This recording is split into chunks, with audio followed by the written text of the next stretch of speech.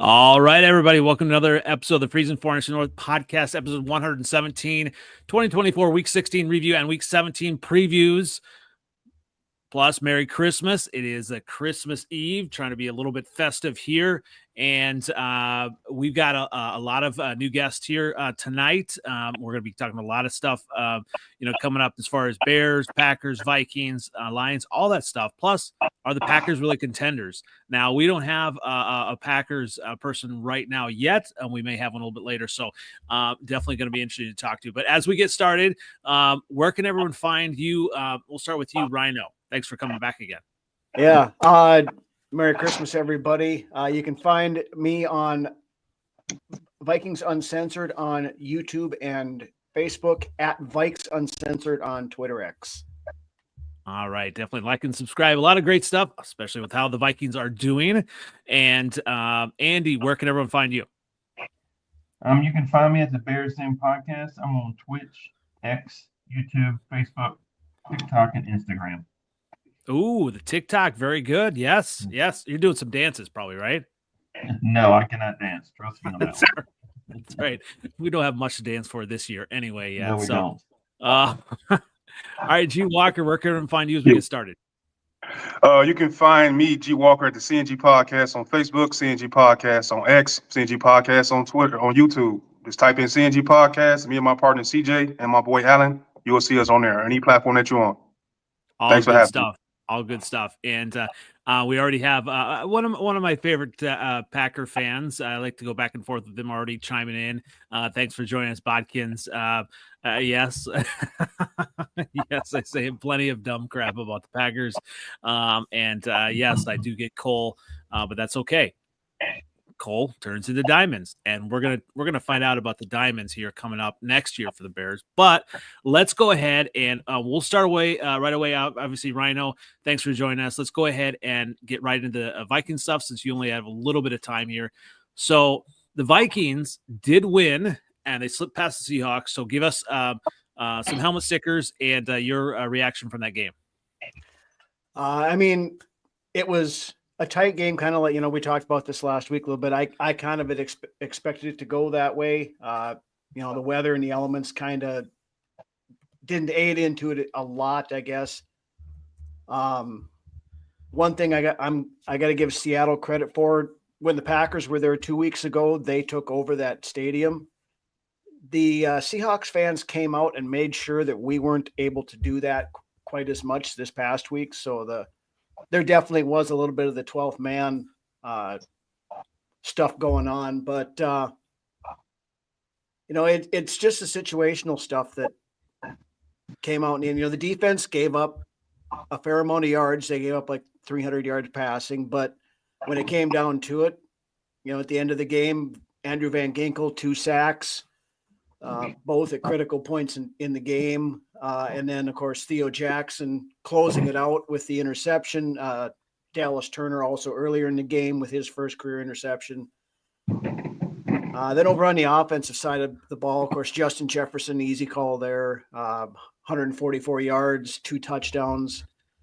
Apparently the gritty is now unsportsmanlike conduct, as we found out during the game. But Kevin O'Connell said in this post-game press conference, he said that he will defer that the officials said something, but we need to pay close attention to what direction that we gritty from now on, or something to that effect. But he was staring him down. That was kind of interesting, but yeah. Yeah, he was. Witherspoon was jawing the entire game too, so it was kind of going back and forth between the two of them. I don't know what he thought the officials thought they were going to accomplish with calling that taunting, but whatever. It didn't affect anything. We just kicked a 50-yard extra point was about it. So, yeah. And then the last one, I guess I'll give out is Sam Darnold. One more time, over 100 quarterback rating for the 12th time this year. Not spectacular stats, but when it came down to it, that last drive, we needed to go get a touchdown, and the man's got ice in his veins, it seems like, this year, and he just marched us down, got us a touchdown, and that was it. I don't know. G Walker, are you impressed by these Vikings and Sam Darnold? You know what? I am very impressed. I am impressed by a guy that was pretty much, on the skirts of probably not being in the NFL, for a guy that was a pretty high draft pick. In fact, had the fact that the way his career is turned around with the right organization, just let you know what an organization can do for a player like that. We all thought that, he had a good arm, a strong arm, but with the places that he was at, we weren't seeing it. And sometimes that just comes down to situations and teammates and GMs and coaches. And to be able to plug him in right now, what they've done with him as the quarterback, and he's going to get a big payday at that. I'm impressed, man. I'm impressed with everything that they're doing up there in Minnesota, and I just wish some of that stuff rub off on the Chicago Bears, man. You and me both. Andy, you still kind of on that as well? I'm very impressed with Sam Darnold. I mean, there's no history of him ever doing this. I mean, he's bounced around all the league. He was here in Charlotte for a little bit with the Panthers. There's no history of him ever playing at this level and maintaining it all year.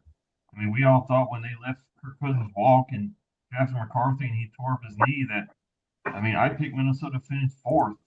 I did not expect him to challenge for the division lead now. I mean, I'm very impressed. Not at all. I mean, good for him. I mean, yeah. Sometimes this is what it takes, the player to get into the right system, right coach, right scheme, and sometimes that's all it takes for it all to click together. And that's probably what's happening.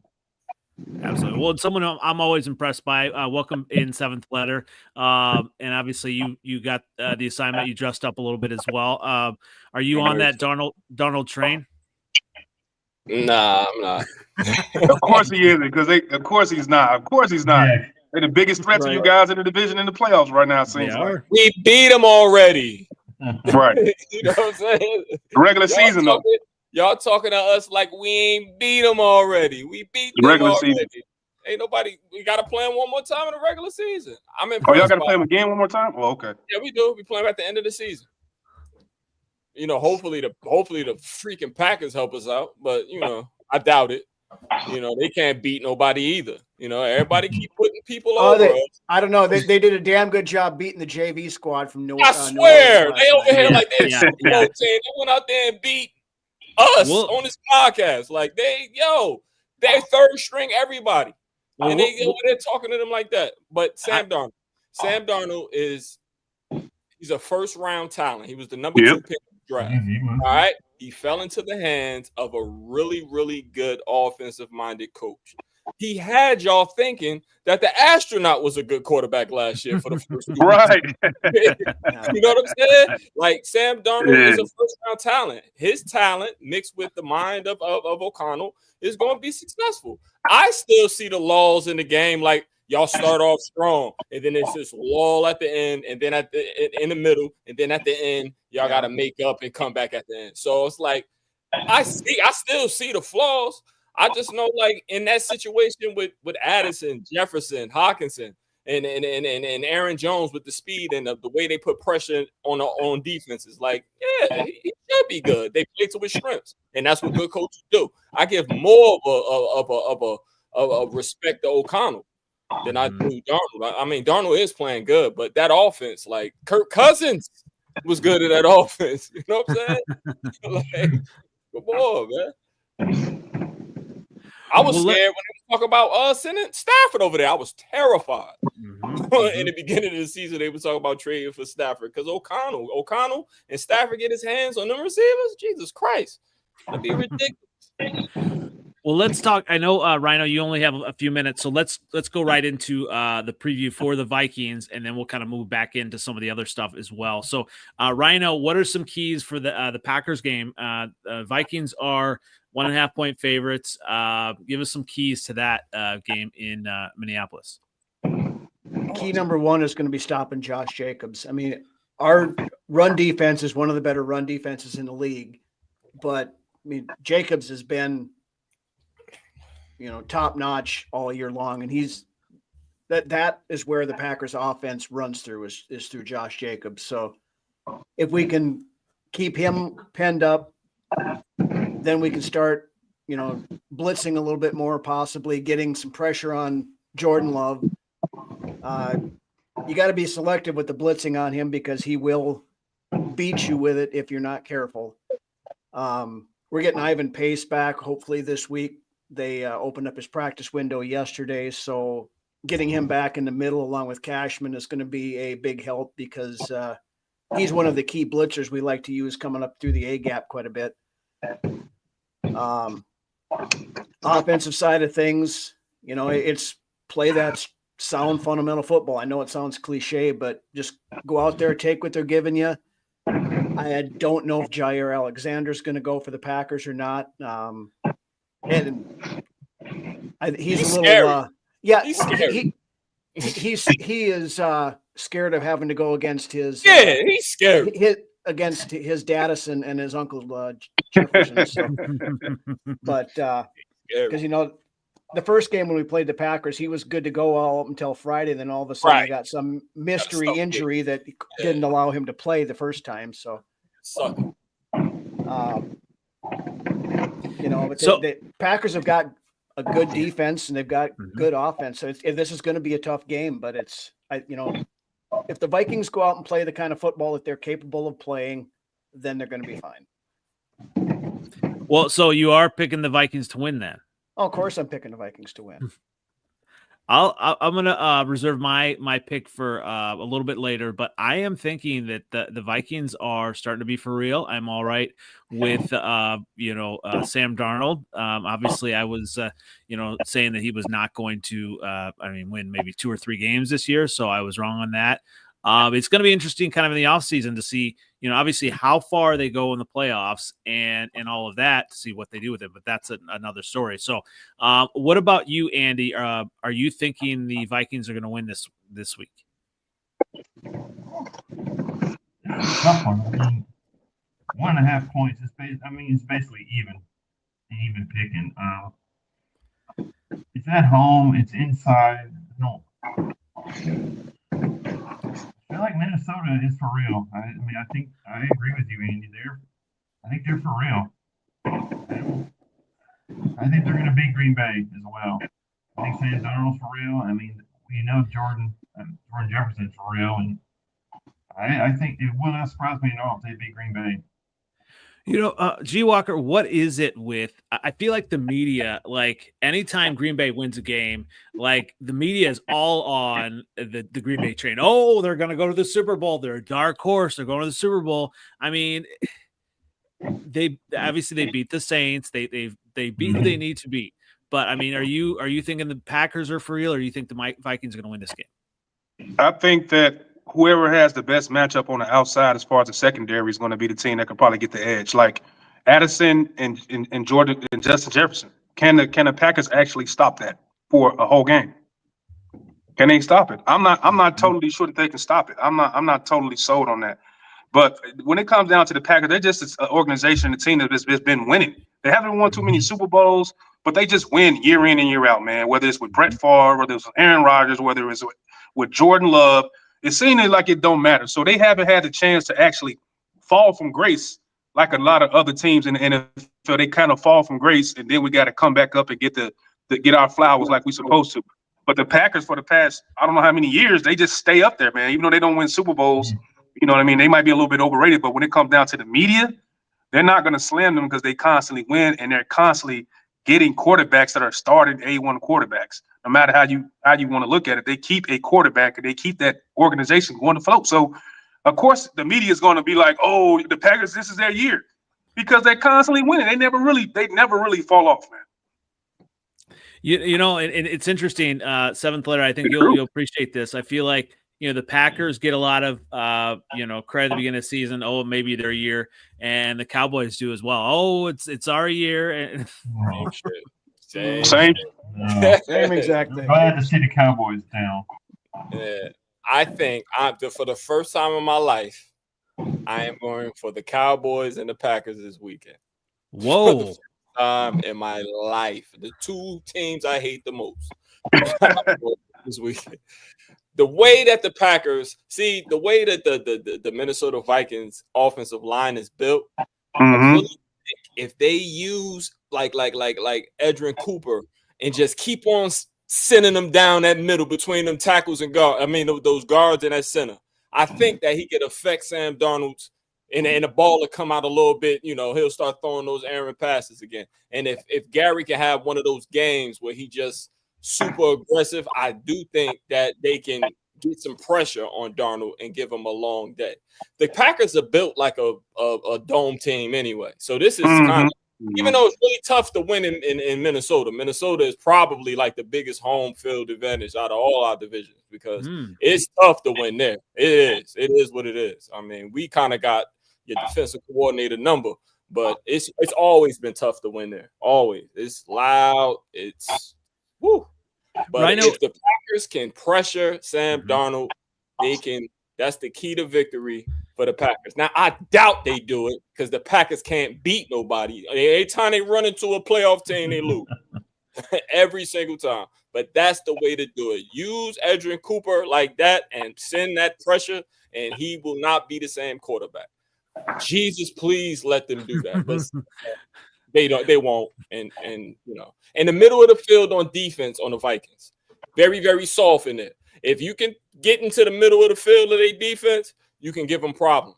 And the way Green Bay runs those routes, and they send those, they got these long routes where they do this. And the way they use Josh Jacobs is real good. There'll be 3 running backs in the back, and they'll like motion him back into the backfield, and it'll throw off the defensive line. And that's the way they're using him against like defenses that are good against the run is why he's been so effective. So if they use him in that type of way, you know, fool the defense and use him like sparingly but effectively. He only had like 66 yards yesterday, I think, something like that. But all his runs were very effective.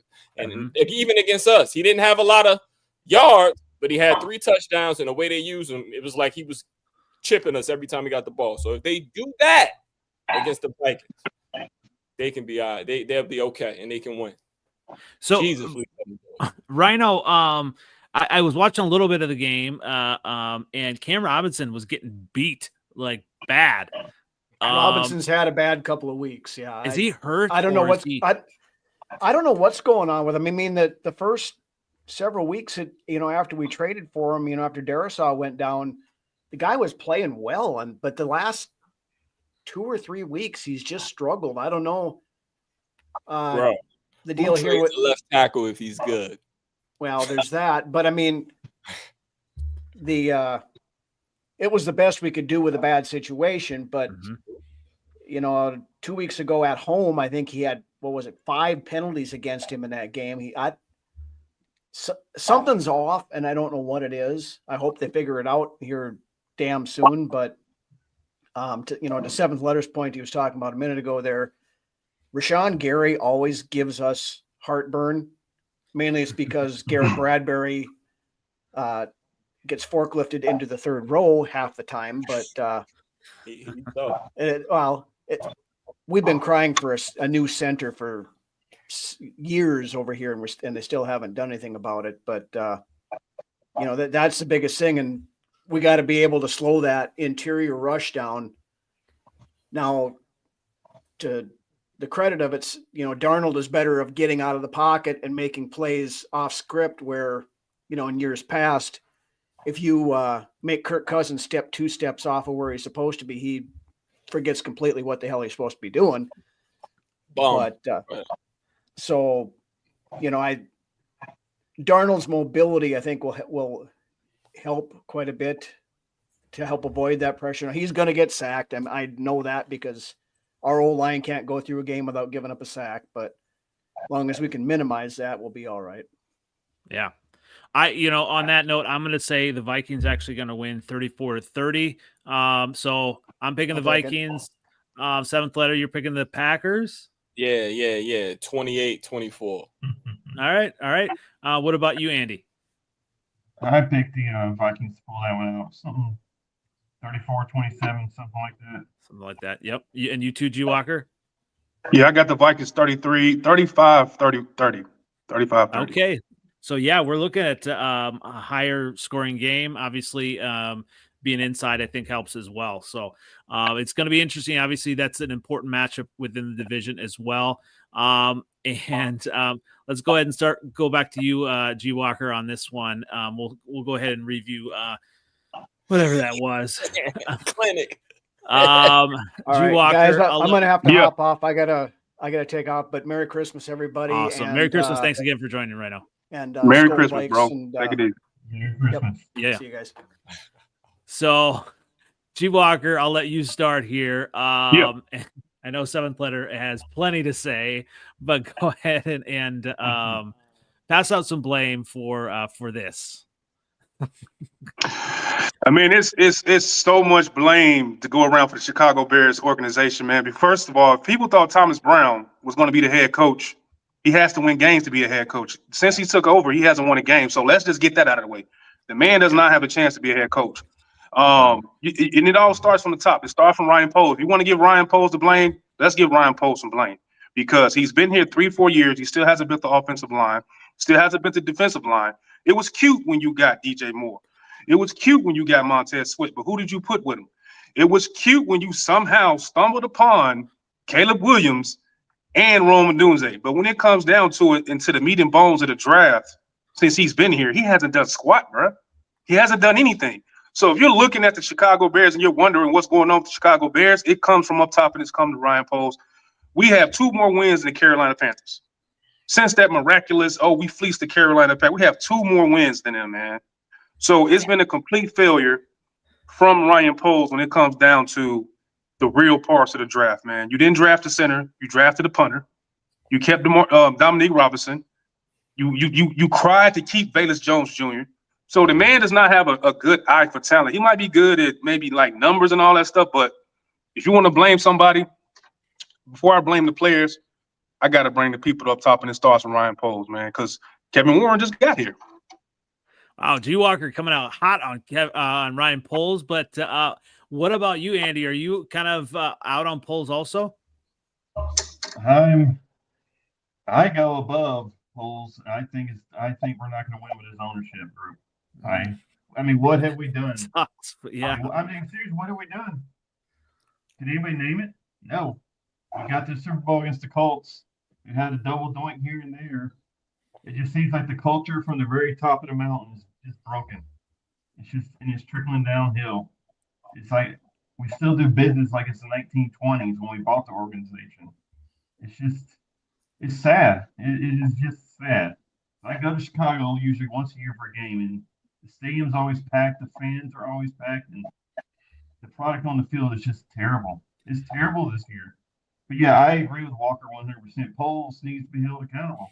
He hired Flus. He didn't build the O-line. He didn't build the D-line. He's got a lot of questionable signings. He's got a lot of questionable draft picks. And his future is very cloudy. He only has 1 year left. So if we don't want to commit to him, if he doesn't want to commit to us, he needs to go right now. Because he should not be allowed to pick the head coach. Yeah, it's scary. In any way, shape, or form. If he does not. And does he deserve an extension? That's the next. I say no. He does not deserve one. So I think he needs to go now at the end of the season. He does not deserve one in my eyes. So this is interesting. It's terrifying. In Seventh Letter, you know me, I've actually been on Poles, and it's hard because we compare it to what we've had. The previous Ryan was even worse. Pace was even worse. So I mean, I think Poles has been better, right? And what sucks is better is still not good enough. Good enough. And and it sucks that yes, the whole debacle with keeping Flus and the trying to the continuity, right? The idea was there. The whole thing about leadership. I think that's the big leadership, and but it's just it wasn't the right move, and I think that might be what's going to get him. But I mean, Seventh Letter, what are you seeing kind of from the outside on our franchise? Well, I got the pleasure to listen to Bears radio and Olin Cruz and all of that. Olin Cruz, yes. Cruz is so good, man. He is. Yo, man, it's I knew it was over when y'all traded that second round pick for homeboy from the Steelers, the wide receiver. Claypool. Yeah. That was crazy. So on paper, he made you guys like y'all way more talented than what y'all look like. I promise. Right. And y'all best player is one of the most selfish players ever. They showed like a highlight of y'all always running screens and end arounds with DJ Moore. and they showed a highlight where Keenan Allen was supposed to block. Yeah. Line waited. You know what I mean? And then you hear his interview after the game. And he talking about at the end of the day, it come down to the name of the back of the jersey. I just want to put this on tape. There's 32 other teams watching. You know what I mean? Like, yo, you getting the ball, you balling out. You was busting our ass. He got our number. He even had our number with the Chargers. He got our number. But he just, like, when it comes to, like, locker room people, it's like y'all don't have that. It's no true leadership. It's nobody that's really gonna, like, get y'all, bring y'all together, galvanize y'all. You know what I'm saying? Like, we have, like, people that might not even play much, but the offensive line loves them. Craig Reynolds, for example, like, we got better running back that we cut, but just as far as what he means to the team, booty ass Dan Skipper. You know what I'm saying? Like, locker room people that, like, kind of just, they play hard, they give all they got. And when you see your best player, our best player, Amon-Ra St. Brown, he our hardest worker. You understand what I'm saying? Y'all got talent-wise, y'all way better than us. Way better. But nobody's bigger than the coach, and we listen to the coach, and y'all don't listen to him. And y'all disrespecting that black man, that coach. That shit pisses me off. Y'all out there looking crazy. Because you can't blame Eberflus no more. You can't do that. And at the end of the day, like, he gone. It's us. Because y'all look worse without him. Caleb Williams out here killing shit, busting our ass last week, yo. 17 points. You know what I'm saying? Like, come on. No interceptions, 17 points. All these stats, 17 points. It's crazy. Y'all looking crazy. Yeah. And then we used the play on y'all. Like, y'all still falling for the same shit y'all did 2 years ago against Green Bay? We ran a play from the first game of last year when Jordan Love drops the ball. We was like, let's see if they still undisciplined. Still undisciplined. Like, it's crazy, man. It's like, it's kind of sad to watch because I was a little worried about y'all. I had the Vikings below y'all this year. You know what I'm saying? Because y'all got the on paper, y'all stacked. And again, I didn't know. What's y'all defensive tackle that got hurt? Billings got hurt. I didn't know that would hurt y'all like that. Dexter Javon got hurt too, so and he got hurt too. So but y'all still played good against the run. You know what I mean? I tell you what, I told him a couple weeks ago. Fat Nose gotta go, Evans gotta go. Steve Urkel looking ass. I can't stand him, man. He gotta go. He's a bum. Don't tackle. Stay. Save Roma Dunze from Keenan Allen. Save him. You know what I'm saying? Keenan Allen's good, but save Roma Dunze from him. Because when he celebrated when y'all was down 20 against San Fran, I said, oh, man, they done rubbed off on him. Get Simone Bio's husband out of here. Get him out of here. Get him out. Get him out of here. Get a real defensive coordinator because I wouldn't trade Tyreek Stevenson because he's too talented. And he got that edge. You need one retarded person on your team. You need one retard. He's y'all one retard. You ain't lying. You're right. You need a pick. You need a Carl Pickens, Joe. You need him. You need one retarded person, but he create turnover. He just not disciplined because ain't nobody there to put him in his place. You know what I'm saying? Like Jameson Williams, my one retarded person. Like you got every good team got to have one. Yeah. Well, and then Jameson Williams, I mean, gets a penalty. I mean, I don't know. I mean, Dan Campbell was right on him. Somebody was right on his ass as soon as he did it. Yeah, but my coach was on his ass. Exactly. You know what I'm saying? Somebody got to reel that in. Got to control that aggression. Yeah. But he too good to be like, y'all secondary. We shouldn't be able to pass. Nobody should be able to pass on y'all. People throwing on y'all. That's y'all strongest position right now. Y'all got a great secondary. A great one. Even with the bum Simone Biles' husband in. Like, I mean, Brisker's been hurt somewhat this year. I mean, some of those things. But you're right. The sucky thing is, like, it seemed like we had things together, and then everything just kind of fell apart at that Washington game, and just like it's been unraveling since. Like, you know, we had that, and it's almost like we're like a mirage, and then if we just Here goes the curtain. This is what we really are. And in a way, it does suck, right? As Bears fans, because we want to have a good product. We want to be able to compete with the division. We want to be able to compete with the Packers to start with. I want to see a win over the Packers. But in a way, and I hate to say this, it's good because like we don't have to root for Flus to fail anymore, right? You know, we've seen that what he could do. But now we just have to make the right choice, and it's going to be hard because, do you trust Poles to make that choice? And that was to that point. A lot of people have been saying like the Bears coaching search has always been focused on leadership. We want a leader of men. No, we need that offensive coach. We need to do something on offense. We have to do something for our young quarterback. Yeah, I mean, it's just going to come down to who's the right person. You know what I mean? You can be the offensive head coach. You can be a defensive head coach. It just depends on the person. A lot of times this stuff comes down to personality, and people fall in line off the personality. So when we had Ryan Poles making all the decisions as far as Eberflus, Ryan Poles has a soft, passive personality. He was crying because he had to let a guy go. So you fast forward and you see who's he's keeping and who is he picking 6-round picks and trash can linemen. It's a problem, bro. You can't keep bargain bin shopping in order to be able to compete with the top teams in the NFC North, let alone the NFC. So you have to get somebody with a strong personality. Now, Kevin Warren, he seems like a guy you don't want to cross. He seems like a grandfather where you don't want to get in trouble with him, man. I don't know all his history, but I know you don't want to cross that. He seems like a guy you don't want to play around with, man. So hopefully the next coach embodies Kevin Warren's, from what I've seen, his presence as far as being a boss and as far as being a heavy presence and a leader and a strong man. That's what I think the next head coach should be, whether that's an offensive coach or a defensive head coach, because we've seen in the league that you can have a defensive head coach and they pick a good offensive coordinator and that quarterback can still play good. So we can't fall in love with the narrative that we necessarily need a offensive-minded coach. You just need somebody that knows how to pick a competent offensive coordinator. Two things. Yeah. What's up with Tyler Scott, yo? He fast, right? He said he can't catch. And he was a target. He's like Bayless, right? In like camp. Bayless. Let me get that. He fast as hell. Let me get that, yo. He is fast. That's the thing. The Packers, I feel like they scheme those players open, right? You know, and we just have not been able to do that, and that's frustrating. You know, to your point, G. Walker. Yes, we need that stronger leader of men, and obviously a lot of times, I've heard Vrabel being floated around, right?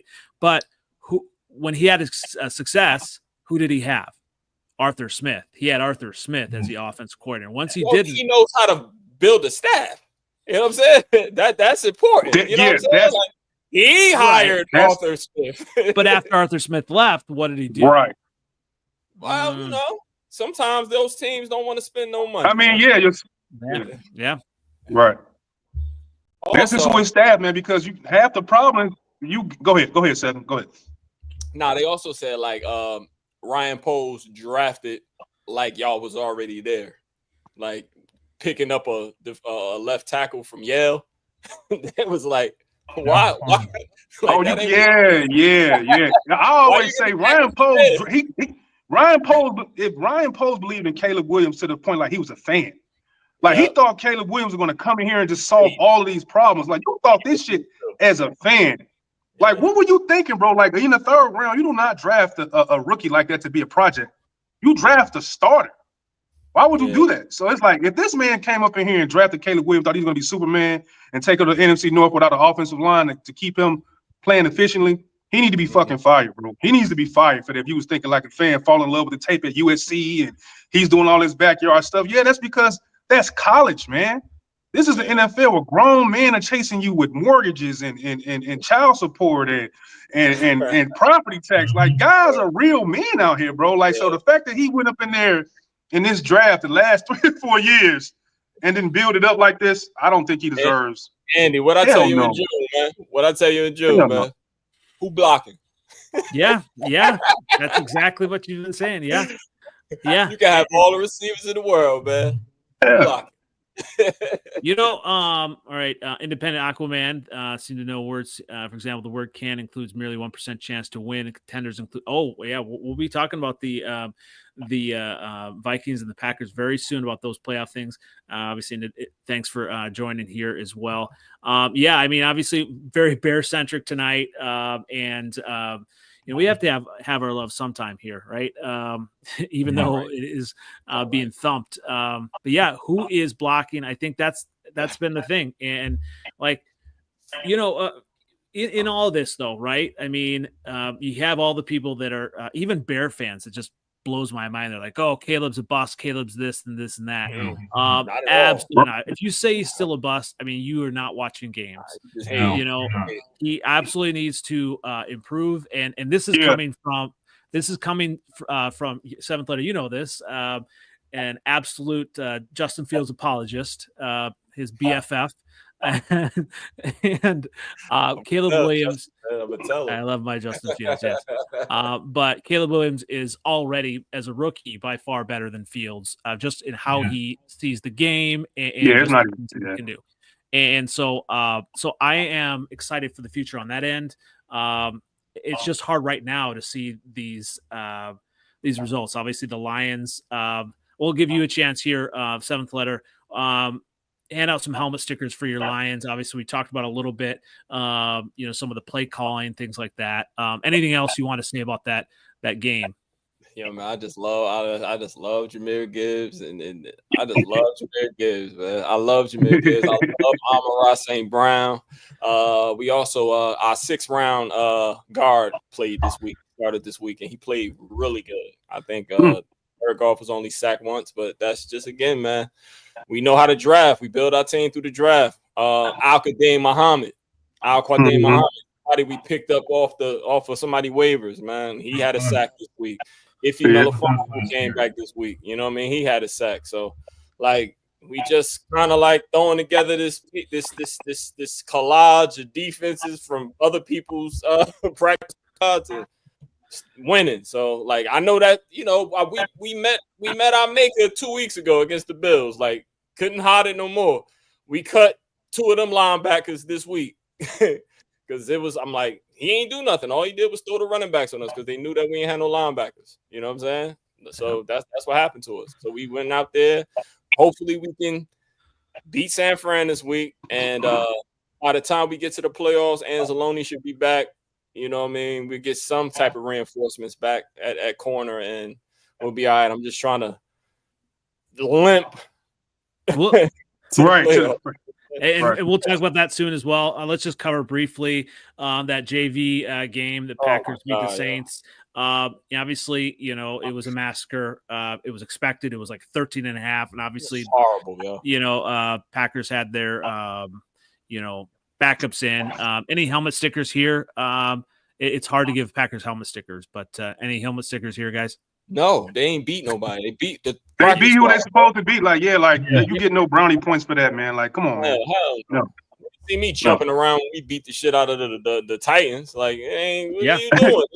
And the Jaguars, Jags, come on, man. Tell you what, though, the Packers are going to go as far as Josh Jacobs leads them.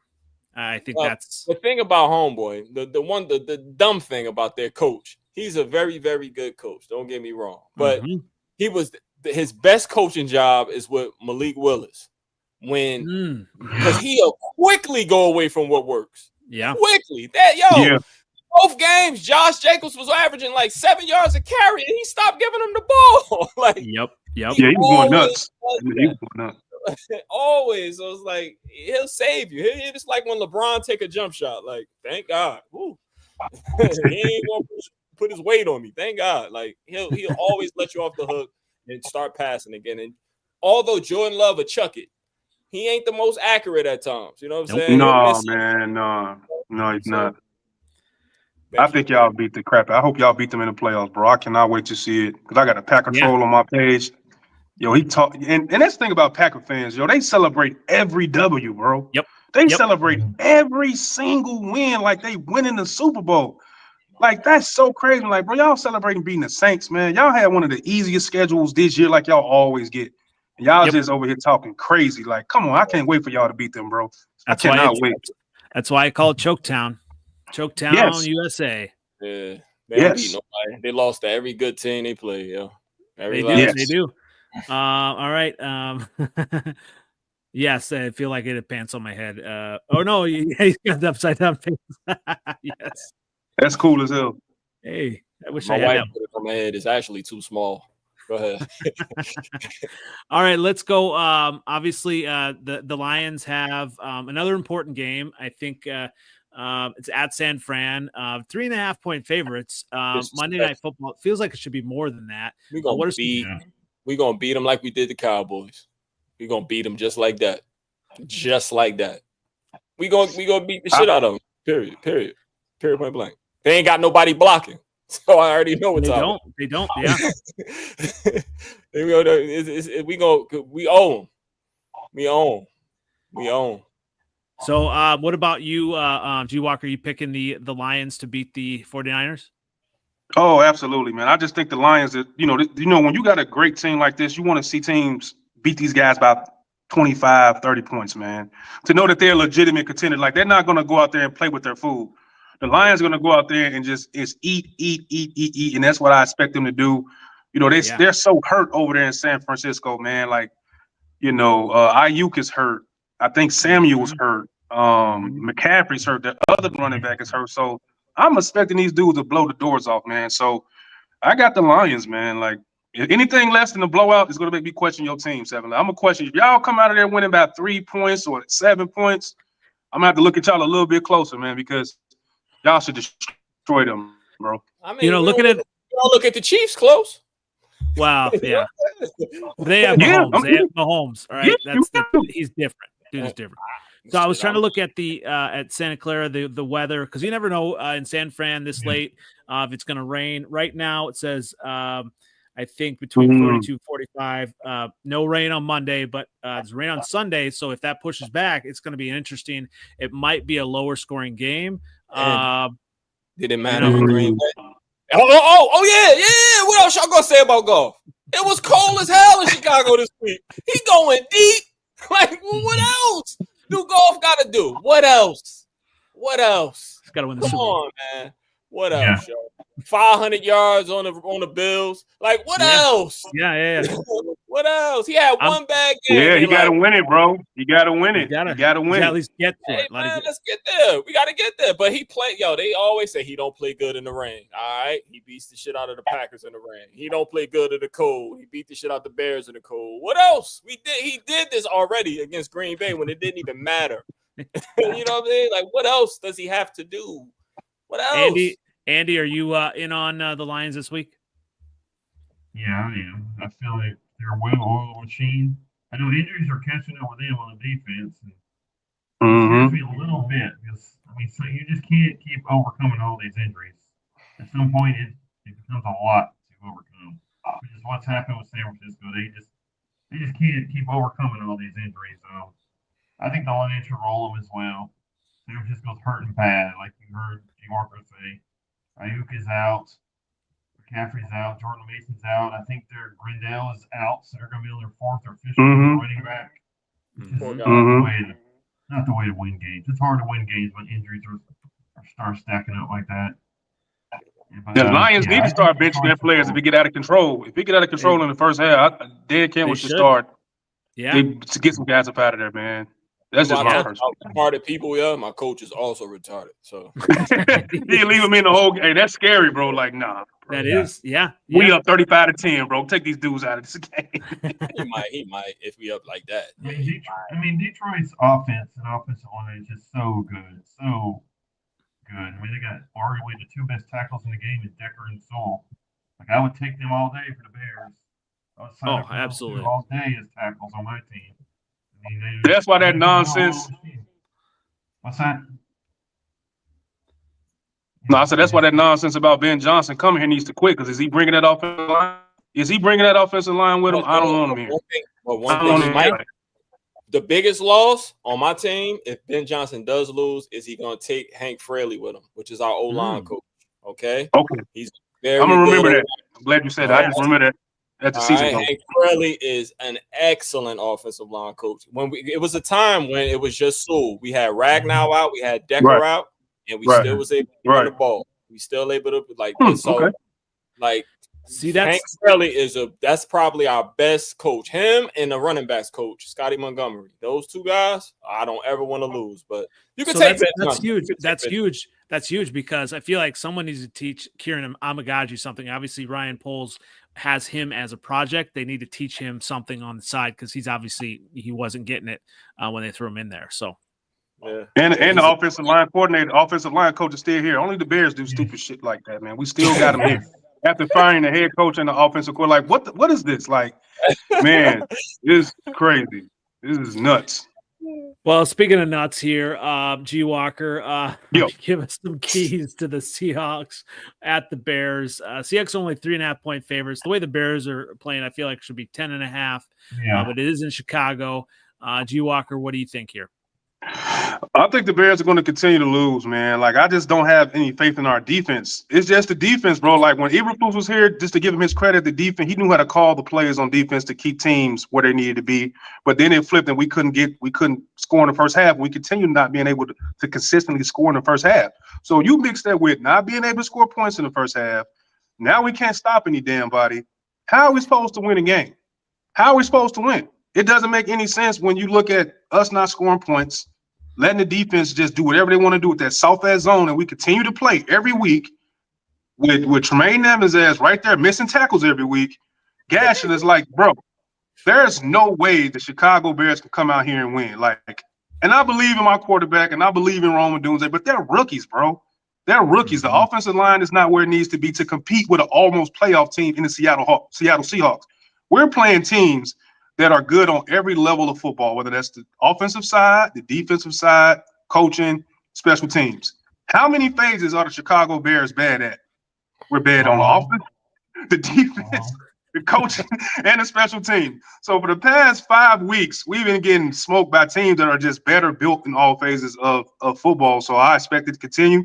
But I do expect to see Caleb break the Bears passing record. So I would like to see Caleb continue just to be what he's been and more. And, that's all I got, just to see Caleb continue to be great despite starting off with a rough start by losing his head coach, his offensive coordinator, all that crap offensive line. He's still performing at a very elite level. And I cannot believe what I'm actually seeing as far as him being a rookie quarterback. He's not perfect. He doesn't throw interceptions. he should have more touchdowns and he should have more wins that had nothing to do with him losing games. So I just want to see where it goes. But Seattle, man, I got Seattle beating us by, I don't know, man, 10, 12 points. I don't care. I really don't care. Seventh letter, you're welcome. Usually I am all sunshine and rainbows when it comes to the Bears. G Walker and Andy have brought the rain and the tornadoes and all of that. And I'm going for the. I gotta be real, man. I gotta be real. Bears gonna win. I think the Bears gonna win. Okay. I think the Bears gonna win. I hate Geno Smith, yo. I can't stand him. He's a bum, yo. He let them bum ass Vikings off the hook last week. I don't trust him. I don't trust DK Metcalf. The Bears win by 3. Caleb wins off the field like this. I'm telling you, man. Yeah, I mean, at home, Caleb's a little bit different, so I get it. They only thing, I ain't got no offensive line, and that's the thing. I want y'all to win. I want y'all to beat the Seahawks because I hate the Seahawks. Like I think y'all could do it. Y'all can do it because they just as undisciplined as y'all.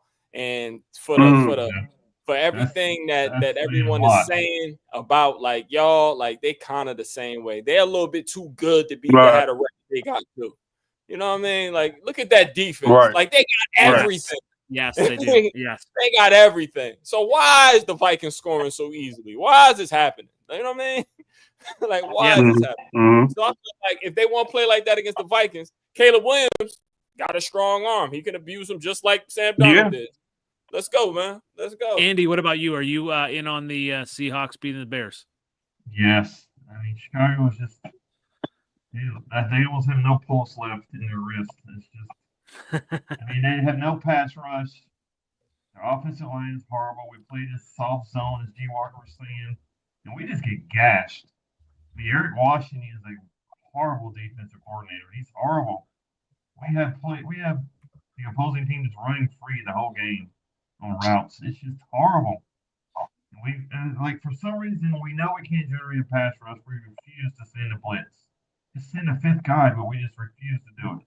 And we just get gashed and gashed and gashed. And we get, for some reason, if once the team is 3rd and 17, that team has us right where they want us. The 3rd and longer, the better off they are getting it.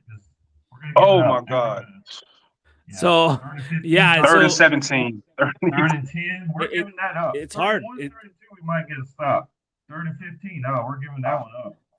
Yeah, it's backbreaking as a fan. Yeah. Oh, that almond raw pass? Oh man, I was like, yo, they ass. Oh, that shit made me sick. Oh man. So I am also it's hard. Like Kenneth Walker, I think might be hurt. All right, I think he tweaked his ankle. Oh wow. So he might be out, right? So I think the Bears are going to win this game because it matters nothing. And that's the crappy thing as a Bears fan. And you just like, they're at home.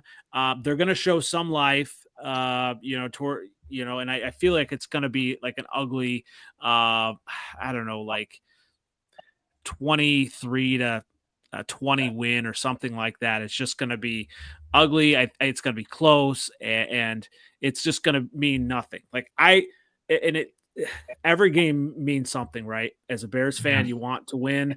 But this game, if Caleb just shows something and they can do something great, this game does not move the needle for me at all.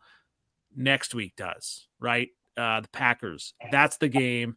I don't care how if the Packers are sitting everybody, that's the game that matters. This game, it's just kind of like keep showing that Caleb can grow, because we don't know who's going to be on this coaching staff. We don't. The only thing we can learn is something about Caleb. Continue to see what he can do. Some of the defense, can they stop? Seattle. I also want to see Cole Kmet. I mean, didn't he get paid a bunch of money and he's kind of disappeared? No. Y'all don't use him right. The one, remember that drive that y'all scored on that first time y'all scored?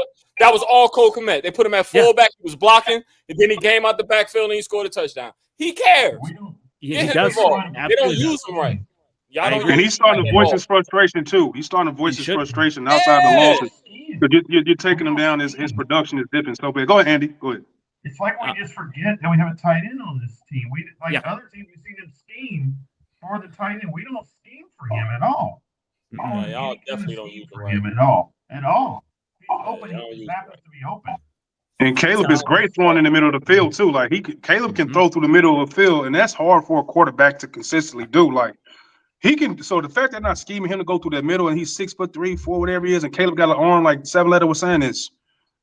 I don't get it. Like you said, we paid him a lot of money, man. So get Keenan Allen out of here. Right. Get him out of here. Use him. Yeah, that's huge. So Independent Aquaman had this thought here. Suggest team steal quarterbacks coach Tom Clements. Super smart man. No. I don't want him. He's got the Aaron Rodgers stink. We did that with Luke Getson. It didn't work out. Yeah. I get from Green Bay. Keep it over there, bro. We good. Yep. So let's go ahead. And we already did the Packers. We think that game. So we already kind of faced with that. I have one question about the Packers, and we talked about it a little bit. I feel like the media, as soon as the Packers win, Packers are a dark horse candidate. So are the Green Bay Packers really a Super Bowl contender? I mean, they've got some momentum. They're starting to win when they need to win. We're going to find out this week what they really have. Show their schedule. Yeah. Show their schedule. We'll show you who they beat. Super Bowl contender. All right. They beat Arizona, Houston, the Jaguars. They lost to us. They beat y'all. San Francisco, again, a depleted. They just barely beat us, by the way. Right. Miami, super soft. You know Miami's soft. Lost to us. Beat Seattle. beat the shit out of New Orleans. The next 2 games, we'll see. But they ain't beat nobody. Yeah, they schedule is terrible, man. Yeah, they ain't beat nobody. Hold on, what's their record in our division? Like 1-3. Yeah, right? they beat us, right? Yeah, and they've lost That's it. Vikings twice. Yeah. Yeah, come on. Yeah. Man. Now man, they're young. They're the youngest team in the league, so they do have a lot of talent. That, and in the next couple of years, maybe they were saying that Right. last year. Youngest team. Right? I get that youngest team. That means you should be talented, right? I mean, you've got these first round draft picks. Good point. You should be talented. No more excuses. That youngest team stuff will only fly for about 2 years. You're a veteran now. Yep. You're a veteran now. So, but the Green Bay Packers, they celebrate every win. You would have thought they was 4-0 in the division right now, the way they be talking on my podcast page. God damn. Yeah, that's why I always troll them the most. They always get the most responses on that. But that's the thing too. I mean, the Packers have not won the division in what 3 years now, 4 years, whatever it's going to be. And they say don't celebrate. We only celebrate titles. Well, y'all haven't really celebrated a title in a long time. Obviously, our guy RevTrev loves to go on his podcast, Packer podcast, and talk about the Lions. Haven't won anything yet. Well, Packers haven't won anything in a long time either. They ain't beat us in 3 years. No. You know what I'm saying? We got them like 6-2 the last 4 seasons. You know what I'm saying? And the narrative would be a lot different had that the kick not been blocked versus the Bears. For sure. Yeah. Y'all had them on the ropes. Y'all had them on the rope. We did. Well, one last question before we kind of get out of here. I'm going to start with you, Andy. So Caleb Williams is on this no interception streak. Are you impressed by this, or would you rather him throw an interception and take more chances? I'm impressed. I mean, he's 9 games in a row with all the chaos around him, all the chaos on social media, all the chaos in the locker room, outside the locker room. The offensive line is trash. You have to be impressed. You have to be. At 9 games in a row, that's rarely done. I mean, that's rarely done. I mean, Hall of Fame quarterbacks can't say that. There's quarterbacks in the Hall of Fame who have not gone 9 games in a row without throwing an interception. I mean, that's impressive. It has to be impressive. I can't see how it's not impressive. Or people are going to say it's garbage time or it's trash time or he's not taking chances. I mean, 9 games is 9 games. So, yes, I'm impressed. What about you, G. Walker? Are you impressed? Yeah, I'm impressed, man. I'm impressed by his mental toughness more than anything, man. That's just something that I always look at a young prospect. Like I always say, like, how good are you when that adversity strikes? What are you going to do when everything is not going well for you? This is the first time I've ever seen a Bears quarterback, as far as what he's supposed to do, don't lose focus. Like, he doesn't throw the ball perfect every time to hit every wide receiver, but the fact that he's not throwing interceptions, he's protecting the ball. So he understands protection of the ball helps win games. So when you look at the Chicago Bears and what we have not to do to win games, it's easily to take him out of the equation and look at everything else because he's not throwing the picks. He's not doing it. So it's very impressive, man. Caleb Williams continues to show me that he's mentally tough and he knows how to get down. Like when he gets sacked or he's running around, I seen him last game spin his 2 times on a linebacker to put his back to him instead of, getting hit, by his legs or his chest. He spent around. I'm like, this kid his awareness is good. His situational awareness is beyond his age. Like somebody that young should not be that good at certain aspects of the game mentally. Mentally. We're not talking about physics. We're talking about mentally. Which is so interesting. Yeah, like mentally, what he's doing right now. Mm-hmm. It's interesting you say that too, because the first thing that Vikings fans or Packer fans, maybe even some Lion fans now point out though is his body language on the sideline. Oh, he's slumped over. He's this and that. To me, that is someone who's leaving it all on the field, right? And nobody else is. Exactly. Yeah, he's beat up. He's too young to tell the veterans like, "Yo, what are y'all doing?" Right. Yes. So they not going to be here next Nope. They're not gonna be here next year. So I'm out here killing myself, running for my life. These motherfuckers ain't blocking. Yep. I'm running for my life. You know what I'm saying? What I say about his no interception streak is amazing. But what I do want to see him, like, you're kind of exchanging interceptions for 3rd and longs because he takes a lot of stuff. You know what I mean? And it's a lot of them he probably should dirt. It's a lot of them that because he's already out the pocket for the most part. You know what I'm saying? Like, he has no problem getting out the pocket, so he could just dirt a few of these. I think you're exchanging a lot of sacks for interceptions. So I kind of like, is he impressive? Absolutely. Absolutely. Like, we're in trouble for a long time if he stays a Bear, if he wants to stay there. You know what I mean? Because he's a very, very talented quarterback. But mentally, something else, man. Yeah, just the no scoring in the first half and all that type of shit. Like, not scoring and then speak on that. Like, I want to get your opinion when I came in here. Speak on speak on the lack of scoring points with a kid like this and like, yo, what is it? What is it? What do you think it is? I think so. I think, like, honestly, in the beginning, he's a little bit I think he's a gunslinger. He's a gamer. Okay. And a lot of y'all points come when y'all trying to come back. You know what I'm saying? Like, he's probably real scripted and controlled. They just gotta let him go. You know what I mean? Like, shit, hurry up. Get these balls to these playmakers because y'all got a bunch of them. You know what I'm saying? Like, and it's like in the first half, it's like a lot of gadgety stuff. Let's get DJ Moore involved so he don't cry. Yeah, that's like just a whole bunch of plays. Like, let's do an end around, a lot of cute stuff. You got a real quarterback. Use it. You know, I think that was the problem early on in the season. You know, before Thomas Brown was given the keys, right? I mean, he was just kind of like, you know, the shackles were on him. Like, let's try to make him into something he's not. And then, you know, Thomas Brown was given, you know, the offense coordinator roles, and he let Caleb start to be Caleb. And you saw that, you know, him really improve. And so, unfortunately, I think maybe Thomas Brown should have stayed offensive coordinator, and they should have, you know, kind of let him continue to develop him that way. And because you know, we weren't going anywhere anyway.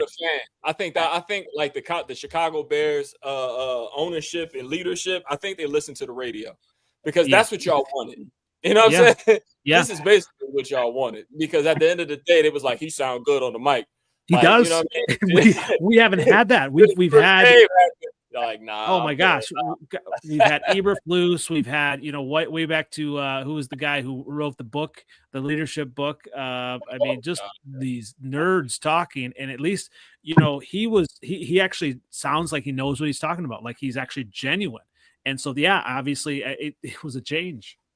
Yeah. So I think that y'all fell in love with him on the microphone, and y'all didn't hire him to be that. He was the passing game coordinator or something like that, right? Like, he's not ready for it. But I think the city of Chicago was so impressed with him behind the microphone and the way Caleb looked when he became offensive coordinator. Like, who else were there? It can't be the defensive coordinator. Like, y'all always had a problem with the staff Eberflus hired anyway. You know what I'm saying? I think y'all fired 2 people last season. You know what I'm saying? You fired your offensive coordinator this season. There's no continuum. There's no Alan Williams. Right. Yep. So, the weirdo guy. The weirdo guy. Whatever happened? How did he get fired? Why did he get fired? What happened? It's still shrouded in mystery. They never disclosed it. Nope. Wow. Yeah. They found something on his computer. And it's Peanut Tillman, out of all people, was the guy to tip off the Chicago Bears, worked for the FBI, bro, and told them they got to go up in there. It's nuts, bro. This is crazy. Yeah. But obviously that's on Flus, right? You know, I mean, you got to know who you're hiring, and ultimately it's on the GM too, knowing who he's hiring. So it's been a mess. Obviously, you know, tonight hasn't been. We've had a lot of great stuff. You know, obviously, it's Christmas Eve. You guys came. Appreciate all your time. And no problem. You know, G Walker, where can everyone find you as we close out tonight? You can find me on the CNG podcast, man. Type it in C, letter N, letter G podcast on Facebook, YouTube, and X, man. You can see me, CJ, and Alan, and then our boy up here, Andy, with his boy, Chicago Clarence from the Bears Den podcast, who come on our post-game shows and we hang out together. And Andy, the host, Andy, this is the second time I've been on your show, man. So to close it out for the Packers game, hopefully for the post-game show, you can come on my show, man, and let the audience, you can introduce you over there too. I'd love it. Appreciate it. Yeah. sometimes I try Sorry, to. Mr. Walker. Andy doesn't watch his games. Once y'all start losing, he gets in the car and drives away. He's not the nicest guy to talk to. I am not. I can't wait to get that instant reaction off the post game. We going live 20 minutes after the game. Andy knows we'll get that instant reaction. All right, I'll do it for this game. It's if the Bears lose the Packers, I am going to go nuclear because I am. That's the game we got you on. Yeah. And guess who's coming? I think Trev said he'll show up too. I said, if you want to come, bro, it's the last game of the season. You can come too, 7 later. All of us just pull up, man. We just instantly get it off instant reaction. I'll definitely be there for that one. And I'm going to Green Bay for the draft here in April. So, But definitely a lot of great stuff from UG Walker. Andy, where can we find you again? You can find me and like G Walker was saying, my boy Chicago Clears and Todd on the Bears Den podcast. And Todd, yeah. Twitter, YouTube, Facebook, TikTok, and Instagram. So check us out and thank you for having us. Thank you for having me and Merry Christmas to everyone. And Walker is on CNG Podcast. Check him out too. We do a lot of collaboration together. Yes, sir. Good stuff. Merry Christmas, everybody. You can find me on YouTube. You can find me on Twitter X at NFLOutdated. You can find us on TikTok, Freezin 4 Pod, and seventh letter. Where can everyone find you as we close out? Seventh letter, King of the North. Find me on seventh letter 4 on Twitter X, same OG on Instagram and Facebook. Merry Christmas, everybody, and to all a good night. It's a good night. Once again, it's been a Freezin for NFC North podcast. Thanks again, everyone. Merry Christmas. Thanks for joining us. We'll see you again. Merry Christmas.